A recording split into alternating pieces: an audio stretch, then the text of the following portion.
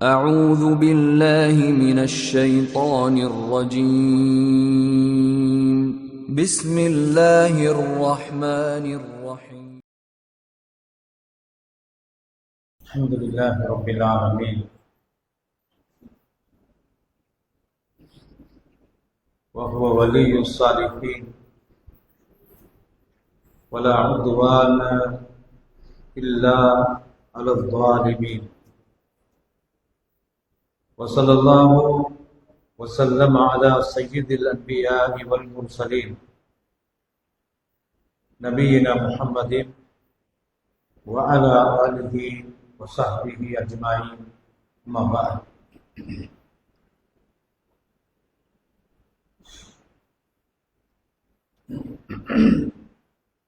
எல்லாம் வல்ல அல்லாஹ் தஆலாவை புகழ்ந்தவனாக எமது உயிரிலும் மேலான நபிகள் நாயகம் ஸல்லல்லாஹு அலைஹி வஸல்லம் அவர்களின் மீது ஸலவாத்தும் ஸலாமும் சொன்னவனாக கண்ணியமான சகோதரர்களே, பெரியவர்களே, வெளியிலிருந்து இந்த உரையை கேட்கின்ற கண்ணியமான தாய்மார்களே, சகோதரிகளே, சகோதரர்களே, உங்கள் எல்லோருக்கும் அஸ்ஸலாமு அலைக்கும் வரஹ்மத்துல்லாஹி வபரகாத்துஹு.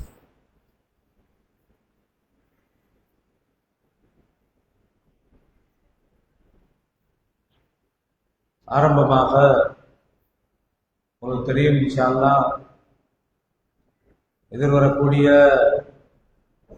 2ஆம் தேதி சனிக்கிழமை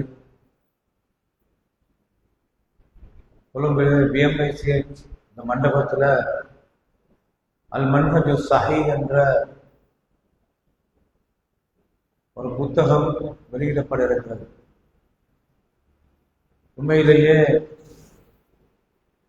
எங்களுடைய நிலைப்பாடு கொள்கை ரீதியாக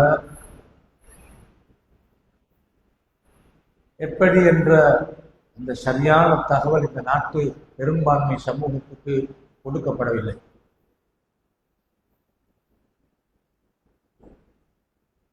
அப்படி கொடுக்கப்படாத கட்டத்தில் யாராவது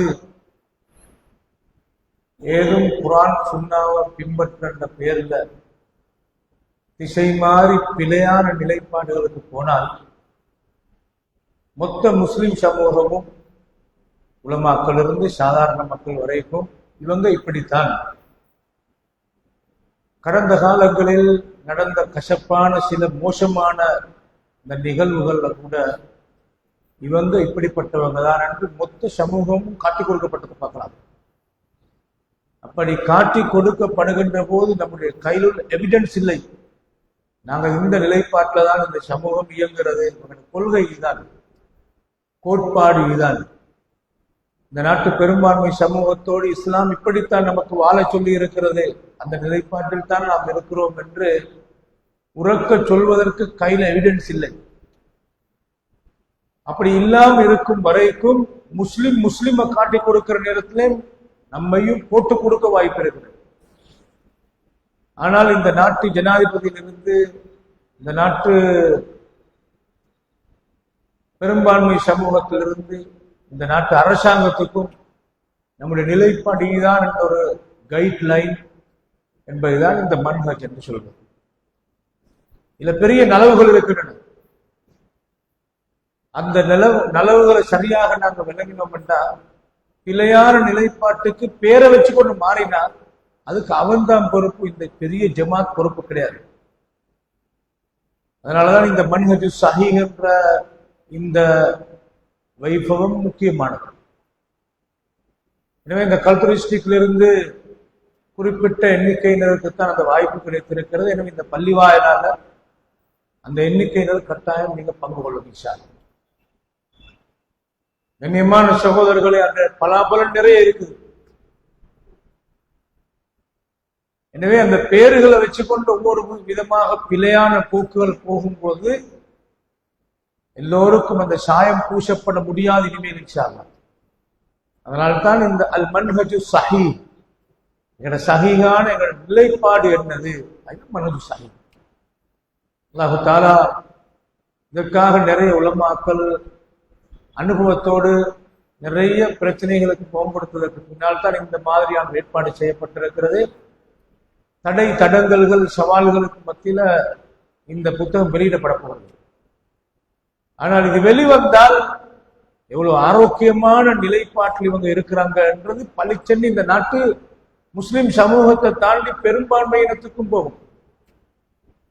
அப்படி போகிற நேரத்தில் எங்களை பத்தி கருப்பு கண்ணாடி போட்டு பார்க்கிற அது திரை தகர்க்கப்பட்டு பளிச்சென்று இவ்வளவு நல்ல நிலைப்பாட்டில் இவர்கள் இருக்கிறார்களே என்றுதான் தௌஹீத் ஜமாத் காட்டப்பட போகிறது. கண்ணியமான சூழல் அதான் மன்ஹஜ். அல்லாஹு தஆலா எல்லோரையும் பொருத்திக் கொள்வானாக. நாம் இருக்கிற இந்த காலப்பகுதி, இந்த மாதம் துல்காதாவுடைய மாதம். துல்காதா மாதம், துல்ஹஜ், முஹர்ரம் என்ற இந்த 3 தொடர்ச்சியான மாதங்களும் அஷ்ஹுருல் ஹுரும், சங்கையான மாதங்கள் என்று நபி ஸல்லல்லாஹு அலைஹி வஸல்லம் சொன்னார்கள். மொத்த 12 மாதங்களிலும் 4 மாதங்கள் சங்கையான மாதங்கள், அதிலே 3 மாதங்கள் தொடர்ச்சியாக சங்கையான மாதங்களாக வரும். துல்காதா, துல்ஹிஜ்ஜா, முஹர்ரம். அதை தாண்டி தனியாக ஒரு இடத்துல ஷஅபானுக்கு முந்தின மாதம், ரஜபுடைய மாதம் சங்கையான மாதம் என்று ரசூலுல்லாஹி ஸல்லல்லாஹு அலைஹி வஸல்லம். சங்கையான இடம், சங்கையான மாதம், காலத்தால் சங்கையானது, இடத்தால் சங்கையானது, இந்த ரெண்டையும் அல்லாஹ் தஆலா வகுத்திருக்கிறார்.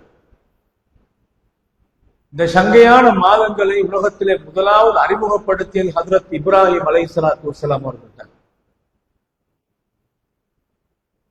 சங்கையான இடத்தை, மக்கமா நகரத்தை இது புனித பூமி என்று அல்லாஹ் முடிவாக்கி இருக்கிறார் என்று உலகத்துக்கு உறக்கச் சொன்ன முதல் மனிதர் ஹஜ்ரத் இப்ராஹிம் அலைஹிஸ்ஸலாத்து வஸ்ஸலாம் அவர்கள் தான். இந்த சங்கையான 3 மாதங்களையும் அல்லாஹு தஆலா சங்கையான மாதங்களாக ஆக்கி வைத்திருப்பது மக்கமா நகரத்தை நோக்கி அலை அலையாக வருகின்ற ஹஜ்ஜாஜிகளுக்கு 5000 வருடங்கள் நீண்ட வரலாறு கொண்டு இந்த ஹஜ்ஜுடைய கடமையை நிறைவேற்ற வருகின்ற மனிதர்கள் அபய பூமியாக அச்சமற்ற நிலையில் அவர்கள் பாதுகாப்பாக இந்த கடமையை செஞ்சுட்டு போகணும். வருகிற காலம், போகிற காலம் ரெண்டையும் சேர்த்து கிட்டத்தட்ட 3 மாதங்கள் அல்லாஹ் சங்கையான மாதங்களாக ஆக்கி வைத்திருக்கிறார். அந்த காலத்துல கோத்திர வெறிகளோடு தருணம் பார்த்து சண்டை பிடிப்பதற்கு வாய்ப்பை தேடி இருக்கின்ற அந்த காலத்துல எந்த கோத்திரமாக இருந்தாலும் யாரும் யாருக்கும் எதிராக வாழ் தூக்கக்கூடாது. நியாயமான யுத்தமாக இருந்தாலும் செய்யக்கூடாது. எதிரி வந்து உங்களை தாக்கினால் தற்பாதுகாப்பண்ட யுத்தம் தவிர நீங்க யாரும் யாரோடும் யுத்தம் செய்ய போகக்கூடாது. பழிக்கு பழி வாங்கிவிடப்படாது. ஹஜ்ஜாஜிகள் அலை மோதி நாலாபுரத்திலிருந்தும் வருகிற அந்த காலப்பகுதி துல்காதா மாதம் நீங்க பார்க்கலாம். ஹஜ்ஜுடைய மாதம் நெருங்க நெருங்க நெருங்க அலை மோதுகின்ற காட்சியை பார்க்கலாம். உங்களுக்கு தெரியும், இன்றைய இந்த நாட்டில இருந்து கிட்டத்தட்ட 3500 ஹஜ்ஜாஜிகள் இந்த முறை ஹஜ்ஜுக்கு போக இருக்கிறார்கள். சவுதி அரேபியாவில் பிறந்த மனிதர்களாக இருந்தாலும் 5 வருஷத்துக்கு ஒருக்க தான் அவருக்கு ஹஜ்ஜு செய்யலாம்.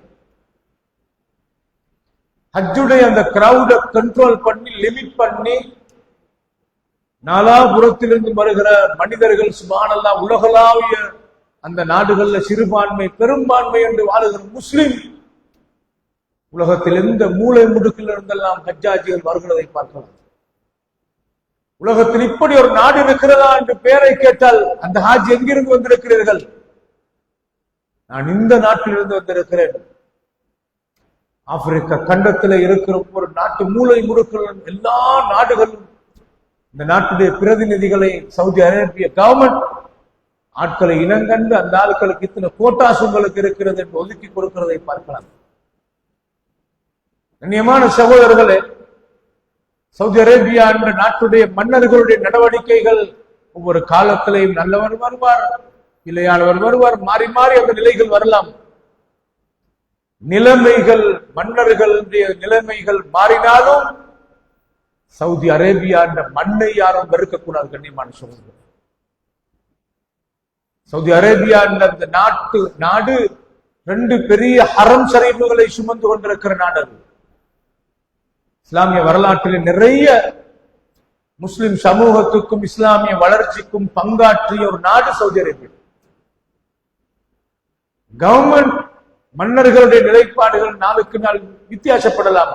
ஆனால் அந்த நடவடிக்கையால் மனிதர்களுடைய நடவடிக்கை மாறுவதால், கலாச்சார மாற்றங்களால் அந்த நிலத்தை வெறுக்கப்படாது. கண்ணியமான சகோதரர்களே, அந்த வகையில எந்த காலமாக இருந்தாலும் என்ன கலாச்சாரம் நடந்தாலும் ஹஜ்ஜுக்குரிய பங்களிப்ப அந்த பண்டைய காலத்திலிருந்து அவங்க தரமாக செய்கிறதை பார்க்கலாம்.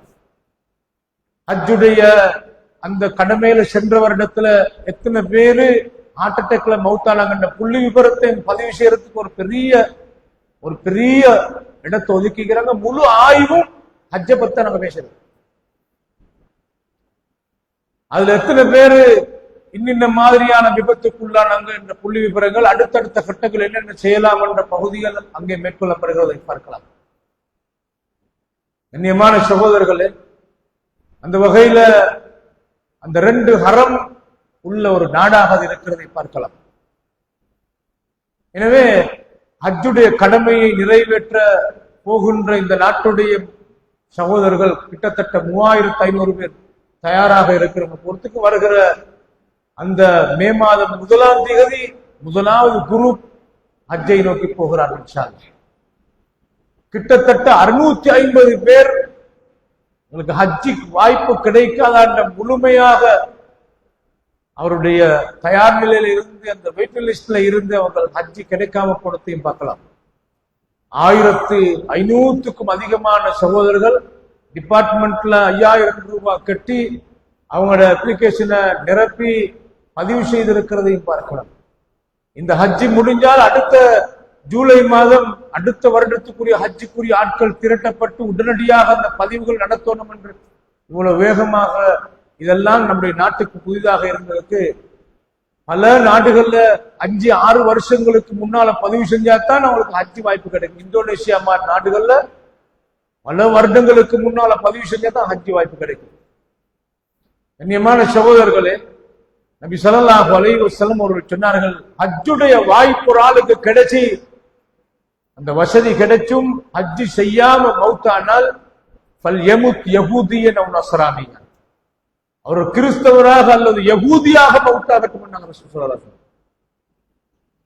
ஹஜ் என்பது வாழ்க்கையில் ஒரு முறை கடமையாக்கப்பட்ட ஒரு கடமை. கண்ணியமான சகோதரர்களே, அந்த வகையில அந்த ஹஜ்ஜுடைய முன்னோடி ஹஜ்ரத் இப்ராஹிம் அலைஹிஸ்ஸலாத்து வஸ்ஸலாம் அவர்கள் தான். ஹஜ்ஜுடைய மாதங்கள் என்று 3 மாதங்கள் நபி ஸல்லல்லாஹு அலைஹி வஸல்லம் காட்டினார்கள். அல் ஹஜ்ஜு அஷ்ஹுரும் மஅலூமாத். நான் இப்போ தொழுகையிலே அதை ஓதி காட்டினேன். அல் ஹஜ்ஜு அஷ்ஹுரும் மஅலூமாத். ஹஜ் என்பது பல மாதங்களுடையது, அறியப்பட்ட மாதங்களை உடையது. ஹஜ்ஜுக்காக 3 விதத்துல நியத்து வைக்கலாம். தமத்து என்ற முறையில் நியத்து வைக்கலாம், இஃப்ராத் என்ற முறையில் நியத்து வைக்கலாம், கிரான். ஹஜ்ஜாஜிகளுக்கு லேசாக அவனோட வாய்ப்புகளுக்கு ஏற்ப 3 விதத்தை நபி அவங்க காட்டி கொடுத்தாங்க. ஹஜ்ஜை லேசிப்படுத்தினாங்க. ஹஜ்ஜுக்கு நியத்து வைக்கிற மனிதர்கள் ஷவ்வால், துல்காதா, துல்ஹஜ் 10வது நாள் வரைக்கும் 3 மாதங்களுடைய பகுதிகள். ஒருவர் ஷவ்வால் மாதத்திலிருந்து ஹஜ்ஜுக்காக நியத்து வைக்கலாம். ரமலான்ல நியத்து வைக்க முடியாது. ஹஜ்ஜுக்காக இஹ்ராம் நியத்து வைத்துக் கொண்டு அங்கே அந்த மீகாத்தை தாண்டி அவருக்கு போகலாம். ஆனால் அவர் இஹ்ராத்தோடு தொடர்ந்து இருப்பது சிரமம் என்பதனால் அவர் தமத்து என்ற முறைப்படி அவர் உம்ராவுடைய கடமையை நிறைவேற்றுவதற்கு நியத்து வைத்து சென்று உம்ராவை முடிச்சுட்டு அப்படியே அவர் அந்த இஹ்ராம கலைஞ்சி சாதாரணமான நிலையில சுகம் அனுபவிச்சுட்டு துல்ஹஜ் மாதத்துடைய 8வது நாள் மினாவை நோக்கி செல்லும் போது அவர் இருக்கிற இடத்திலிருந்து ஹஜ்ஜிக்காக நியத்து வைப்பார். இதுக்கு தமத்து என்ற முறையை சொல்லுவோம்.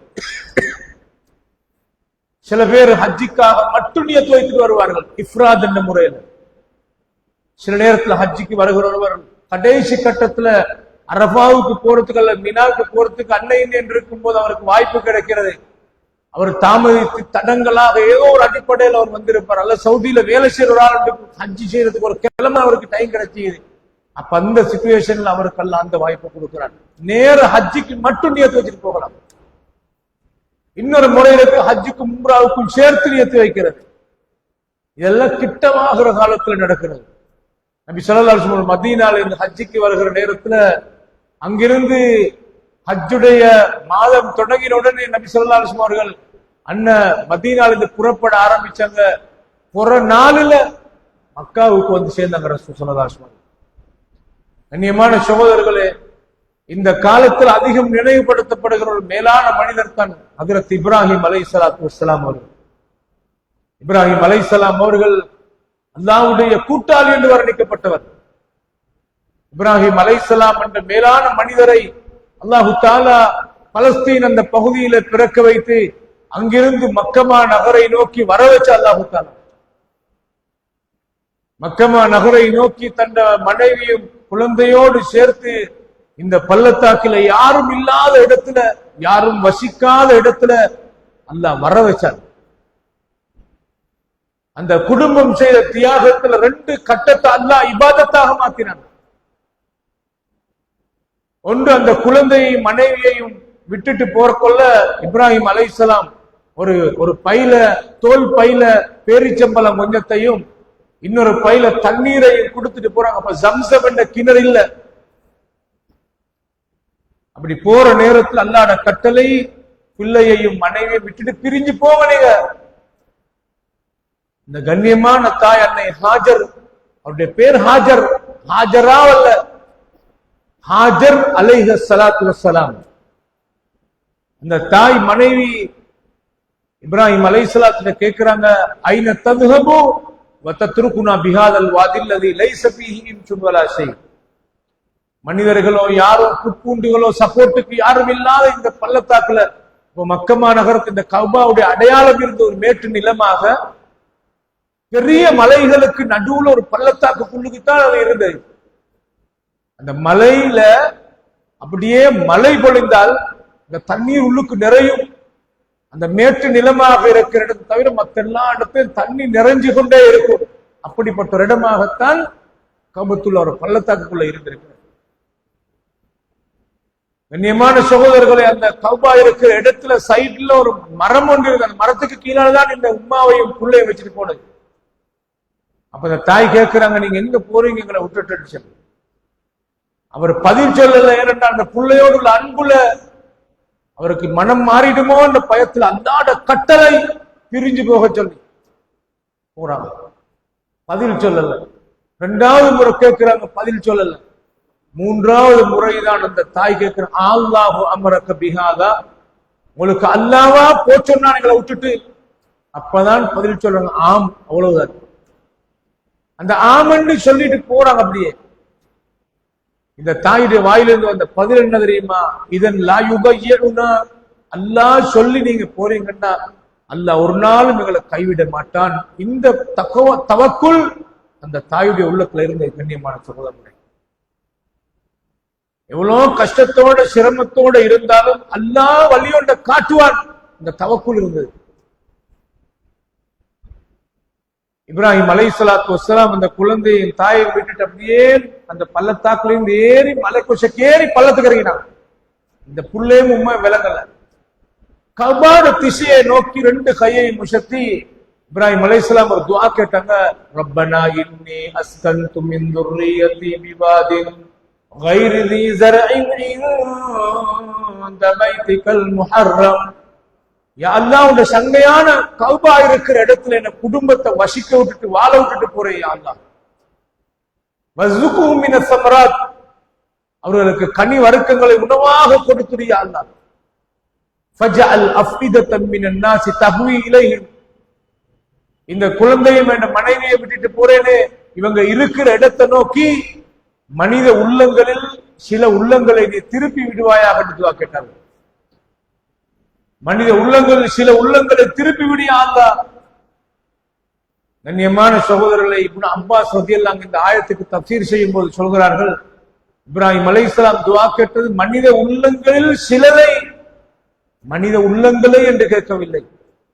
மனித உள்ளங்களை என்று கேட்டிருந்தால் உலகத்தில் எல்லா இடத்திலிருந்தும் எல்லாரும் ஹஜ்ஜுக்கு வந்திருப்பாங்க.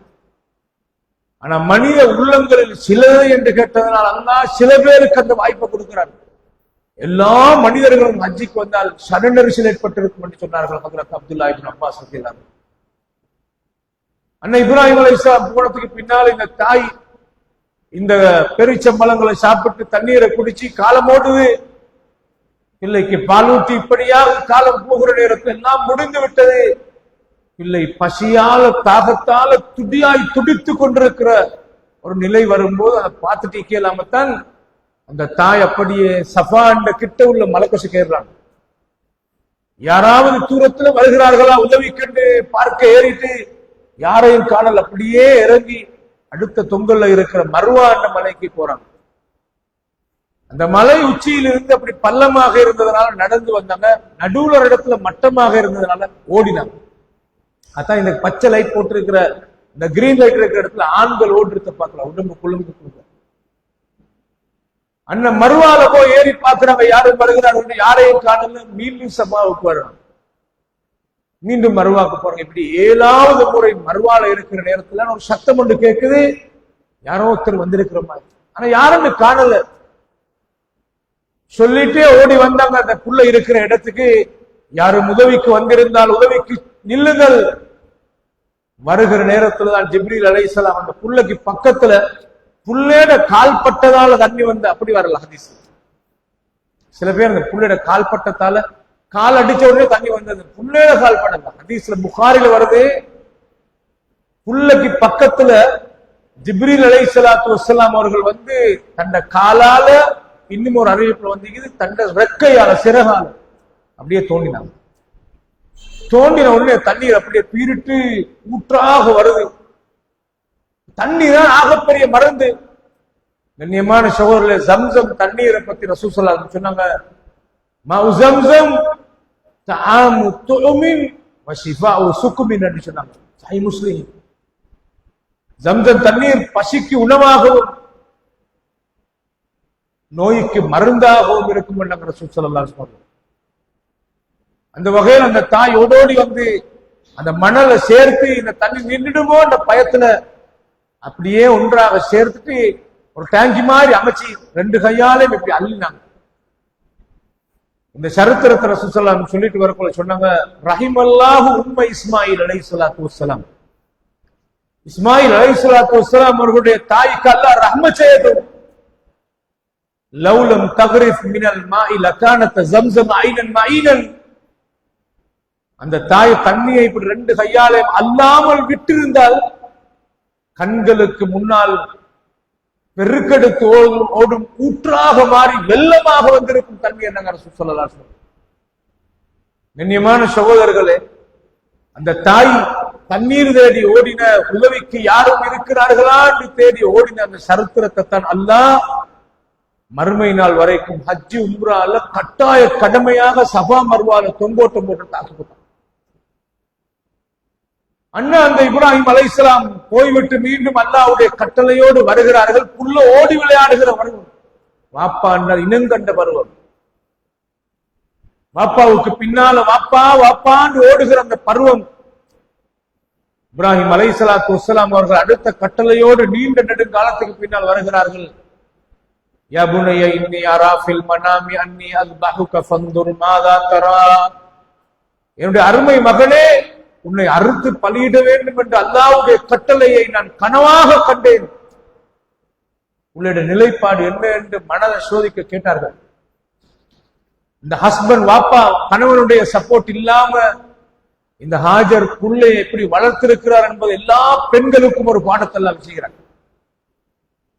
தொழில் ரீதியாக வெளிநாட்டுக்கு சில பாப்பமார் போயிருப்பார்கள், கணவன்மார் போயிருப்பார்கள், வெளியில போயிருப்பார்கள்.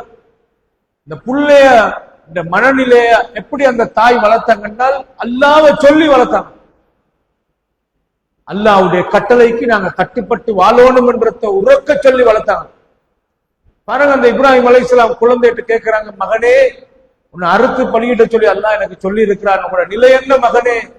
ஆலயா அபதி ஃபஅல் மா துமர் சதஜிதுனி மாஷா அல்லாஹு மினஸ் சாபிரீன். என் அருமை வாப்பாவே, உங்களுக்கு அல்லாஹ் சொன்னான் என்றால் நீங்க என்னை அருங்க. அல்லாஹ் உங்களுக்கு கட்டளையிட்டான் என்றால் நீங்கள் என்னை குர்பான் கொடுங்கள். நான் இன்ஷா அல்லாஹ் பொறுமைசாலிகள் ஒருவராக இருப்பேன். பாருங்க, அந்த இன்ஷா அல்லாஹ் எல்லாம் சொல்லிக் கொடுத்தது யாரு? அன்னை ஹாஜர் அலைஹிஸ்ஸலாத்து வஸ்ஸலாம். ஒரு நபியை பெற்ற பெண். அந்த கணவனுடைய அந்த நெருக்கம் இல்லாமல் தன்னந்தனி கட்டையாக இருந்து கொண்டு பிள்ளையை அதபோட்டி ஒழுக்கமாக வளர்த்தாங்க. அல்லாஹ்வுடைய கட்டளை என்றால் நாங்க கட்டுப்படணும் என்றதை சொல்லி வளர்த்தாங்க. கண்ணியமான சகோதரர்களே, அண்ணா அதற்கு பின்னால் அந்த இப்ராஹிம் அலைஹிஸ்ஸலாம் குழந்தை அறுக்கிறதுக்கு மினாவுடைய பள்ளத்தாக்கு நோக்கி போறாங்க. அந்த போற வழியில தான் ஷைத்தான் வந்து இடையில மனதை மாற்ற முயற்சிக்கிறாங்க. அண்ணன் நின்று கல்லால் எடுத்து அடிக்கிறாங்க. ஷைத்தான் ஓடுகிறான். மீண்டும் அடுத்த இடத்தை நோக்கி நகருகிறார்கள். போற வழியில ஷைத்தான் மீண்டும் வருகிறான், கல்லால் அடிக்கிறார்கள். மூன்றாவது இடத்தை நோக்கி அப்படியே போகிற நேரத்துல ஷைத்தான் வருகிறான். மூன்றாவது முறையும் கல்லால் அடித்து அந்த ஷைத்தான் ஓடுகிறான். கண்ணியமான சகோதரர்களே, அதை தாண்டி அப்படியே போய் ஷைத்தானுடைய ஊசலாட்டம், ஷைத்தானுடைய மாய வலையிலிருந்து தப்பி ஈமானம் பற்றிய உறக்க உள்ளத்திலே ஆழ பதிய வைத்துக் கொண்டு இப்ராஹிம் அலைஹிஸ்ஸலாம் அல்லாஹ்வுடைய அன்பை பெற வேண்டும். 80 வருடத்துக்கு பின்னால் கிடைச்ச குழந்தையா அல்லாஹ்வாண்டு வருகிற நேரத்தில் எனக்கு அல்லாஹ் தேவை என்று நின்றார்கள். அப்படியே போய் அறுக்கிற செய்தி அல்லாஹ் குர்ஆன்ல சொல்ற பாருங்க. ஃபலம்மா அஸ்லமா வதல்லஹு லில் ஜபீன்.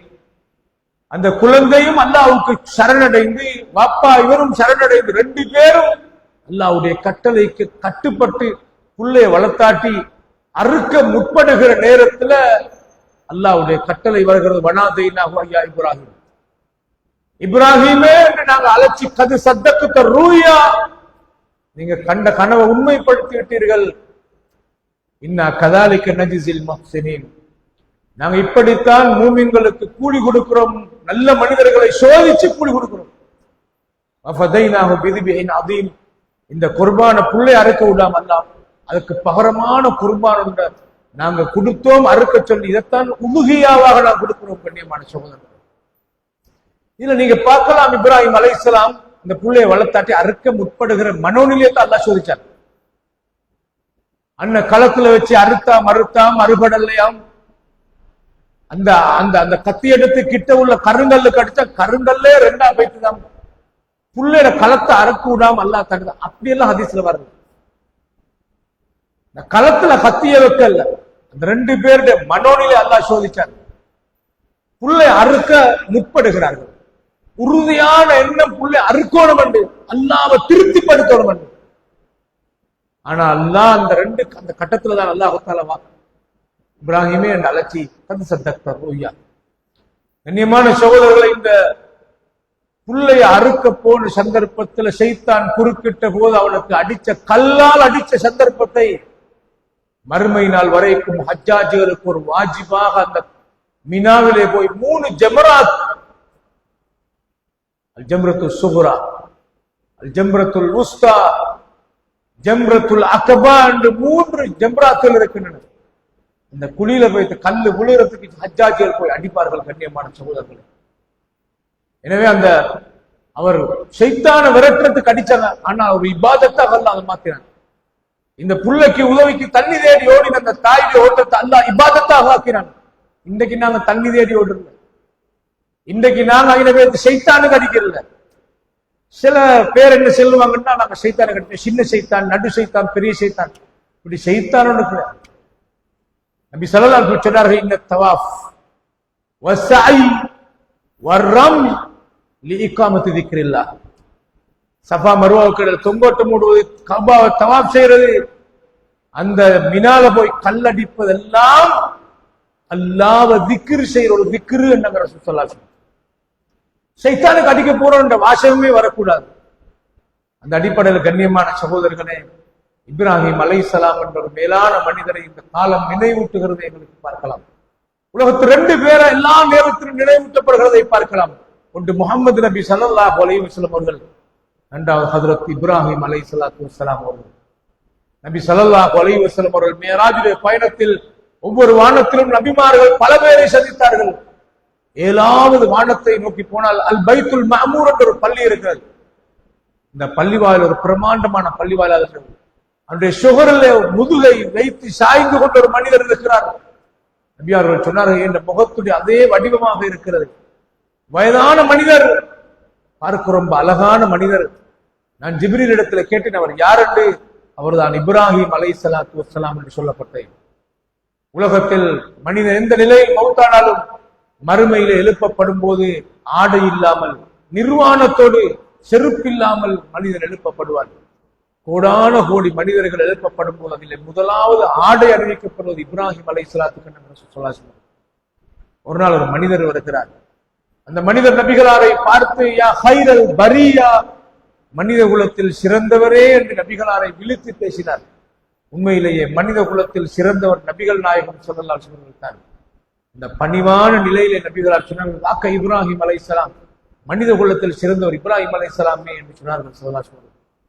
இன்னி ஜாயிலுக லின்னாஸி இமாமா, இப்ராஹிம் உங்களை மனித சமுதாயத்துக்கு இமாமாக ஆக்கி இருக்கிறோம் என்று அல்லாஹ் தஆலா சொல்கிறதை பார்க்கலாம். நபிகளார் இந்த மார்க்கத்தை அறிமுகப்படுத்தும் போது சொன்னார்கள், நான் ஒரு புதிய மார்க்கத்தை உங்களிடத்திலே கொண்டு வரவில்லை, தீனன் கியமம் மில்லத்த இப்ராஹிம் அலைஹிஸ்ஸலாம், எனக்கு அல்லாஹ் இப்ராஹிம் அலைஹிஸ்ஸலாம் காட்டின மார்க்கத்தை அல்லாஹ் எனக்கு வகையாக காட்டுகிறான், அதைத்தான் நான் உங்களுக்கு மார்க்கமாக சொல்கிறேன் என்று சொல்வார்கள். எனவே இந்த காலத்தை அடிப்படையாக வைத்து நாங்கள் இந்த மேலான மனிதரை நினைவூட்டினோம். அவர் செய்த அந்த தியாகத்தை காலாகாலமாக வருடம் அல்லாஹ் தஆலா உதுஹியான்ற அடிப்படையில் நிறைவேற்றி வைத்திருக்கிறார். நாம் இன்றைக்கு ஆட்டை அறுத்தாலும் மாட்டை குர்பான் கொடுத்தாலும் அது இப்ராஹிம் அலைஹிஸ்ஸலாம் செய்த தியாகம் நினைவூட்டப்படுகிறது. கண்ணியமானவர்களே, அந்த வகையிலே இது ஒரு விழிப்பூட்டலுக்காக நினைவுபடுத்தினேன். அல்லாஹ் தஆலா எல்லோரையும் புரிந்து கொள்வானாக. வஆகிர் தஅவானா அல்ஹம்துலில்லாஹி ரப்பில் ஆலமீன்.